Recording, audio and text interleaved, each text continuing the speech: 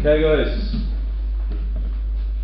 a small smooth sphere of mass 2m moving with speed 9 meters per second collides directly with a small smooth sphere of mass 5m which is moving in the same direction, speed 2u, ms minus 1. Sphere B then collides with a vertical wall, rebounds and collides again with A.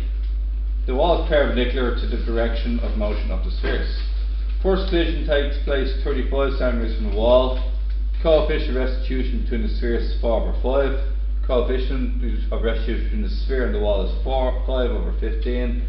Show that as a result of the first collision, A comes to rest. Find the time between the two collisions between A and B in terms of u. Happy freaking days. Right. Don't like centimeters, I like meters. 0.35 straight out of the get go, yeah? Now, two spheres. What's it? 2m and 5m, and what are we doing here? 9u and 2u. Is that right with you guys? And what about after that then?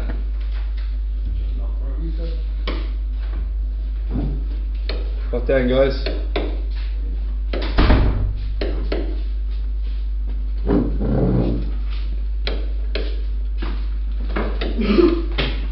P1 and P2, yeah? PCM 2m times 9u plus 5m times 2u equals 2mv1 5mv2. Is that right with you guys? 18 plus 10 28u, and that equals what? 2v1 plus 5v2. NEL, guys. So what's NEL? P1 minus P2 minus E is 4/5. It's not between the wall and D, okay? And the other one, 9u minus 2u, cross multiplied with 5v1 minus 5v2 minus 4 times 7u.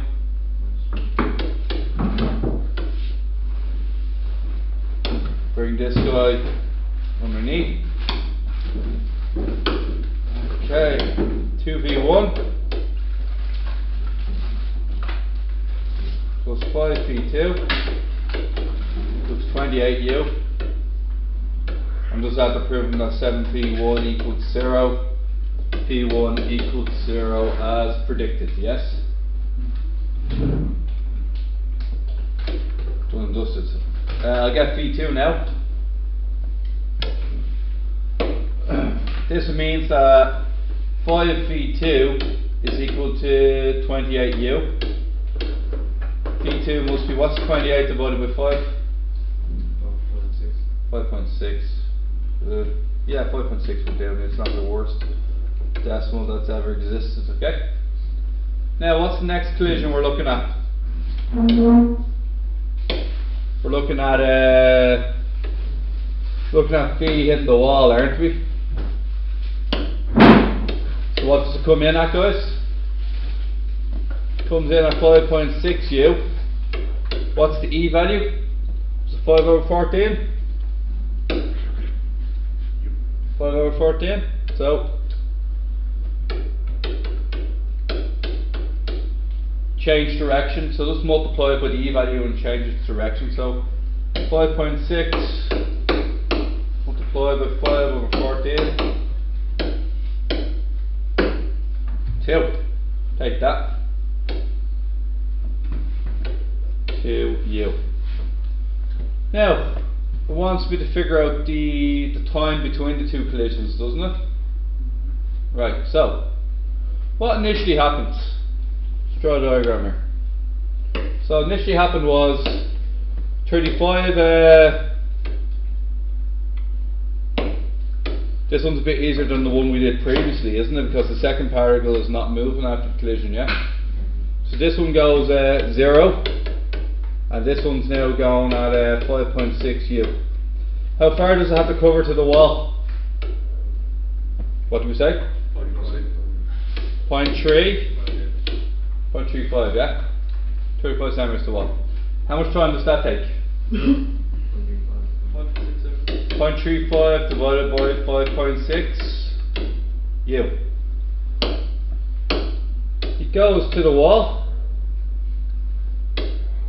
Oh, that ain't gonna work. Lucky me. Anyways, it goes to the wall. Now it rebounds at 2U, and it still has to cover the same distance, doesn't it?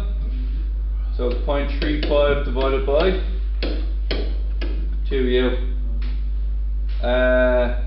U's on the bottom, isn't it? U's going to be in the denominator, isn't it? So what I can do is I can just completely ignore the U's for a minute and just say like this: 0.35 divided by 5.6 plus 0.35 divided by 2, 19 over 80 U. Yeah?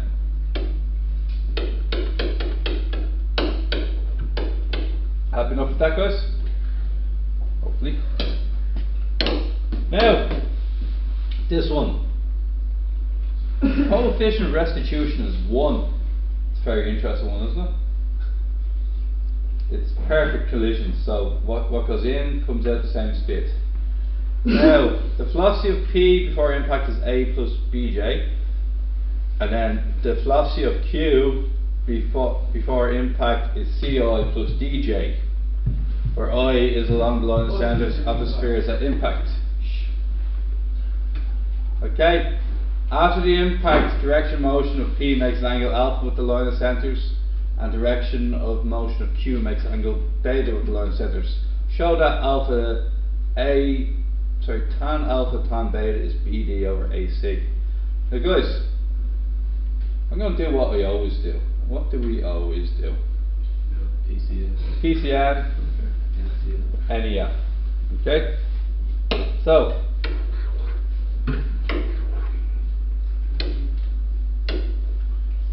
and what we're going to claim here? That's going to, it tells me everything, doesn't it? A and B, and the other one is C plus D. What about after collision? J stays in. So that's a B after collision, and we'll just call it B1. What about the other one? D.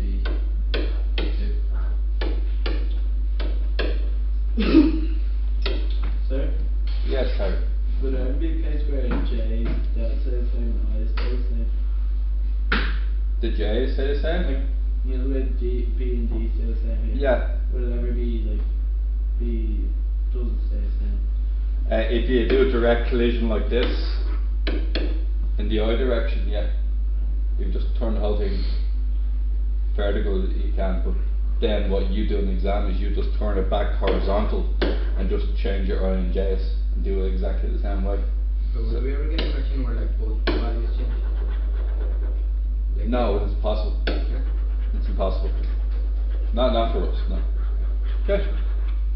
Now,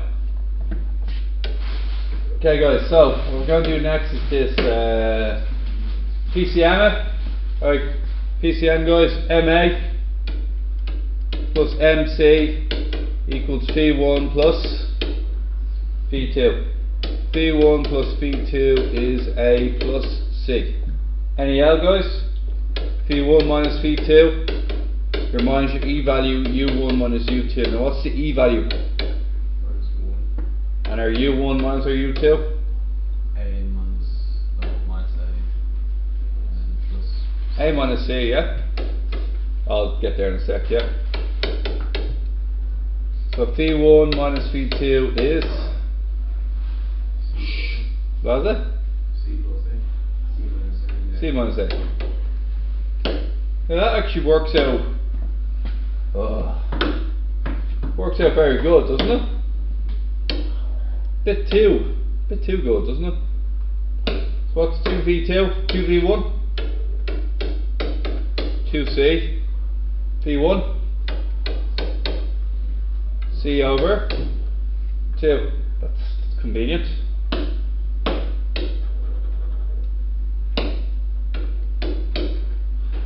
Okay, what about v2? Let's reverse the sign, let's be lazy. Wait, is V1 not just equals C? Oh, sorry, it does. Sorry, my fault. P1 equals C. Everybody right with that? I suppose we can just reverse the signs. I always tend to do them this way. 2p2 equals 2a, p2 equals a. Go with that. Now, what does it ask me for? Tan alpha and tan beta. Well, that's alpha and that's beta. What's tan alpha?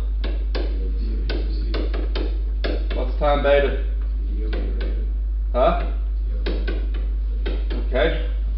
So tan alpha multiplied with tan beta is B over C multiplied by D over A, which is BD all over AC.